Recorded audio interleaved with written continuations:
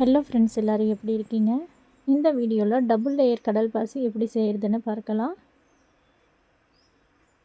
இந்த ப்ரௌன் கலராக இருக்கிறதுல நாட்டு சர்க்கரையும், பிங்க் கலரில் இருக்கிறதுல ரூ ஹப்ஸாவையும் கலந்துருக்கேன். நான் ஃபுட் கலர்ஸ் எதுவும் ஆட் பண்ணலை.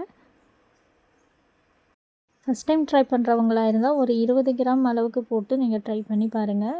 நான் 60 கிராம் கடல் பாசி எடுத்து கொஞ்சமான தண்ணியில் அரை மணி நேரம் ஊற வச்சுருந்தேன். அதில் 30 கிராம் எடுத்து நல்லா காய வச்சா 1/2 லிட்டர் பால் எடுத்து பால் காய்ஞ்சதுக்கப்புறம் 30 கிராம் கடல் பாசியை கலந்து கடல் பாசி கரைஞ்சதுக்கப்புறம் நான் 50 கிராம் சர்க்கரையும் 5 டேபிள் ஸ்பூன் ரூ ஹப்ஸாவையும் கலந்துருக்கேன்.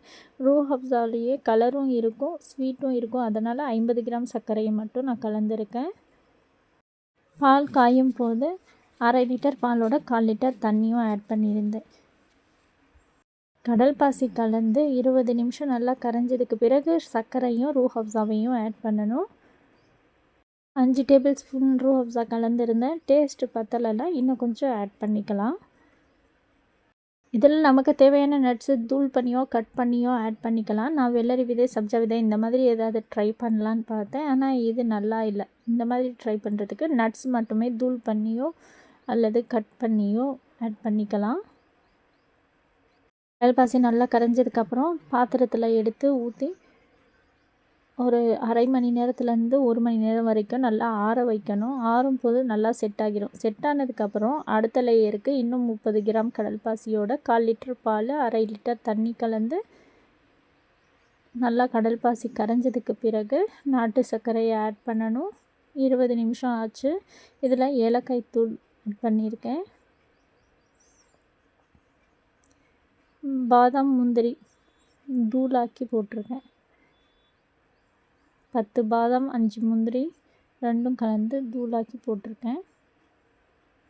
நீங்கள் உங்களுக்கு தேவையான நட்ஸை சேர்த்துக்கலாம். கடல் பாசி நல்லா கரைஞ்சதுக்கப்புறம் 250 கிராம் நாட்டு சர்க்கரையை கலந்துக்கணும்.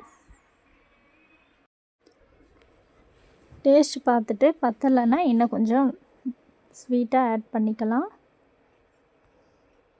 பாருங்கள், இது 3/4 மணி நேரத்தில் செட் ஆகியிருக்கு. இதில் இன்னும் கொஞ்சம் செட் ஆகணும். இந்த மாதிரி செட் ஆனதுக்கப்புறம் அடுத்த லேயர் மேலேயே ஊற்றணும். செட் ஆகாமல் ஊற்றுனீங்கன்னா எல்லாமே மிக்ஸ் ஆகிடும். டபுள் லேயர் தனித்தனியாக தெரியாது. இதை எல்லாத்துலேயும் ஊற்றி இதுவும் நல்லா ஆறி செட் ஆனதுக்கப்புறம் எடுத்து நீங்கள் ஃப்ரிட்ஜில் வச்சு சர்வ் பண்ணலாம். நீங்களும் இந்த மாதிரி ட்ரை பண்ணி பார்த்துட்டு எப்படி இருக்குன்னு சொல்லுங்கள். நாட்டு சர்க்கரை ஆட் பண்ணது ரொம்பவே டேஸ்ட்டாகவும் ஹெல்த்தியாகவும் இருக்கும். ஏலக்காய் தூள், நட்ஸ் எல்லாம் ஆட் பண்ணியிருக்கிறதுனால ரொம்ப டேஸ்ட்டாக இருக்கும். நீங்களும் ட்ரை பண்ணி பார்த்துட்டு எப்படி இருக்குன்னு சொல்லுங்கள். இந்த வீடியோ பிடிச்சிருந்தால் லைக் அண்ட் ஷேர் பண்ணுங்கள். Thank you friends. தேங்க்ஸ் ஃபார் வாட்சிங்.